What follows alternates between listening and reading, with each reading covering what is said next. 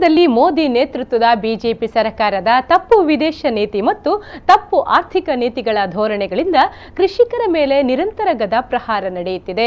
ಇದರಿಂದ ಕೃಷಿ ಉತ್ಪನ್ನಗಳ ಬೆಲೆ ಇಳಿದಿದೆ. ಈ ಬಗ್ಗೆ ನಮ್ಮ ಸಂಸದರು ಮತ್ತು ಕೇಂದ್ರದ ಮಂತ್ರಿಗಳು ಚಕಾರ ಎತ್ತುತ್ತಿಲ್ಲ ಎಂದು ಜಿಲ್ಲಾ ಕಾಂಗ್ರೆಸ್ ಅಧ್ಯಕ್ಷ ಹರೀಶ್ ಕುಮಾರ್ ವಾಗ್ದಾಳಿ ನಡೆಸಿದ್ದಾರೆ.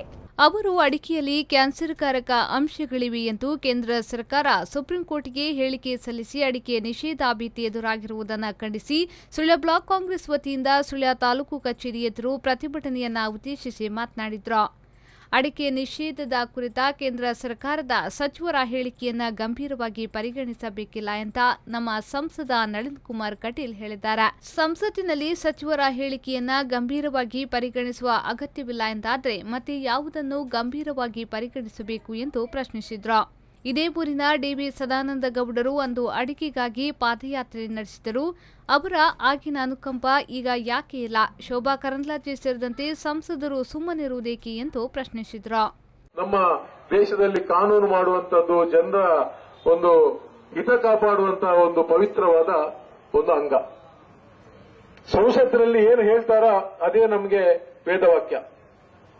ಸಂಸತ್ತಿನಲ್ಲಿ ಹೇಳಿದ್ದನ್ನು ಗಂಭೀರವಾಗಿ ಪರಿಗಣಿಸಬೇಕಾಗಿಲ್ಲ ಅನ್ನುವಂತ ಒಂದು ಮಾತನ್ನ ಸಂಸದರು ಹೇಳ್ತಾರೆ ಅಂತ ಆದ್ರೆ ನಾವು ಈ ದೇಶದಲ್ಲಿ ಯಾವುದನ್ನ ಗಂಭೀರವಾಗಿ ಪರಿಗಣಿಸಬೇಕು ಅನ್ನುವಂತ ವಿಚಾರವನ್ನು ನಾವು ಸ್ಪಷ್ಟಪಡಿಸಬೇಕು.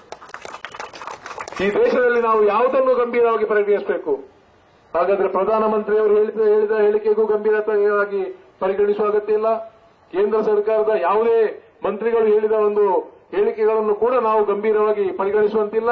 ಇನ್ನು ಯಾವುದನ್ನು ನಾವು ಗಂಭೀರವಾಗಿ ಪರಿಗಣಿಸಬೇಕು ಅಂತೂ ನಮ್ಮ ಪರಿಸ್ಥಿತಿ ಈ ಗಂಭೀರತೆಯಲ್ಲಿ ನಾವು ಇವತ್ತು ಹೂತು ಹೋಗುವಂತಹ ವ್ಯವಸ್ಥೆ ಬಂಡವಾಳಶಾಹಿಗಳನ್ನೇ ಇವತ್ತು ಕೇಂದ್ರ ಸರ್ಕಾರದಲ್ಲಿ ಕೂಡ ಇವತ್ತು ಸರ್ಕಾರ ಕಾರ್ಪೊರೇಟ್ ಸರ್ಕಾರ ಆಗಿ ಹೋಗಿದೆ.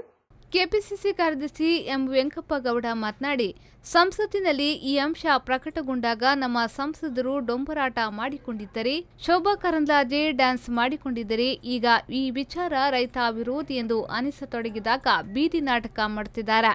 ಅಡಿಕೆ ಬೆಳೆಗಾರರಿಗೆ ರಕ್ಷಣೆ ಕೊಡದಿದ್ರೆ ನಿಮ್ಮನ್ನ ಜನ ಈ ಭಾಗಕ್ಕೆ ಕಾಲಿಡಲು ಬಿಡಲಾರರು ಎಂದರು. ನಿಮಗೆ ಉತ್ತರ ಕೊಡಲಿಕ್ಕೆ ಸಾಧ್ಯತೆಗಳು ಆಗಲಿಲ್ವಾ? ಇನ್ನೇನು ಯಾರ್ಯಾರು ಈಗ ಅಡಿಕೆಯ ಬಗ್ಗೆ ಮಾತಾಡ್ತಾ ಇದ್ದೀರಾ? ನಿಮಗೇನು ನೈತಿಕತೆ ಇರಲಿಲ್ವಾ? ನಿಮ್ ಕೆಲಸ ಏನಾಗಿತ್ತು? ನಿಮ್ಮನ್ನ ಜನ ಯಾಕೆ ಆಯ್ಕೆ ಮಾಡಿ ಕಳಿಸಿಕೊಟ್ಟಿರ್ತಕ್ಕಂಥದ್ದು? ಇದಕ್ಕೆ ನೀವು ಉತ್ತರವನ್ನ ಕೊಡಬೇಕಾಗಿದೆ.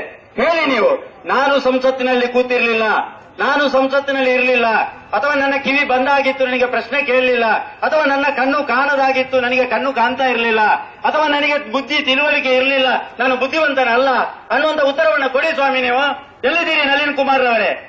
ನೀವು ಉತ್ತರ ಕೊಡಬೇಕು, ನಮ್ಮನ್ನ ರಕ್ಷಣೆ ಮಾಡಬೇಕು. ಇದು ಬಿಟ್ಟು ಬೀದಿಯಲ್ಲಿ ನಾಟಕ ಮಾಡತಕ್ಕಂಥ ಕೆಲಸವನ್ನು ಇವತ್ತಿನಿಂದ ನಿಲ್ಲಿಸಿ. ಒಂದು ವೇಳೆ ಇದನ್ನ ನಿಲ್ಲಿಸದೆ ಹೋದ್ರೆ ಆಘಾತಕಾರಿಯಾಗಿರತಕ್ಕಂಥ ಈ ಸುದ್ದಿಯನ್ನು ನಿವಾರಣೆ ಮಾಡುವುದಕ್ಕೆ ಸಾಧ್ಯತೆ ಆಗಲಿಲ್ಲ ಅಂತ ಹೇಳಿದ್ರೆ ಮುಂದಿನ 2019ನೇ ಇಸವಿಯಲ್ಲಿ ಎಲ್ಲಾ ರೈತ ಬೆಳೆಗಾರರು ನಿಮ್ಮನ್ನ ಈ ಭಾಗಕ್ಕೆ ಕಾಲಿಡ್ಲಿಕ್ಕೆ ಬಿಡ್ತಾ ಇಲ್ಲ ಅನ್ನುವಂಥದ್ದನ್ನ ನೀವು ನೆನಪು ಮಾಡಿಕೊಳ್ಳಿ. ನಿಮಗೆ ಉತ್ತರವನ್ನು ಕೊಡತಕ್ಕಂಥ ಕೆಲಸವನ್ನ ನಮ್ಮ ರೈತರು ಮಾಡ್ತಾರೆ ಸ್ವಾಮಿ. ಎಲ್ಲ ಸಂದರ್ಭಗಳಲ್ಲಿ ನಾವು ಕ್ಷಮೆಯನ್ನು ಮಾಡಬಹುದು.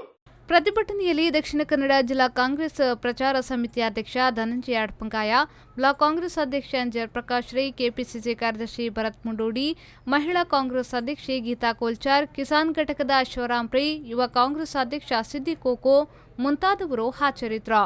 ಪದ್ಮನಾಭ, ವಿ4 ನ್ಯೂಸ್ 24/7 ಸುಳ್ಯ.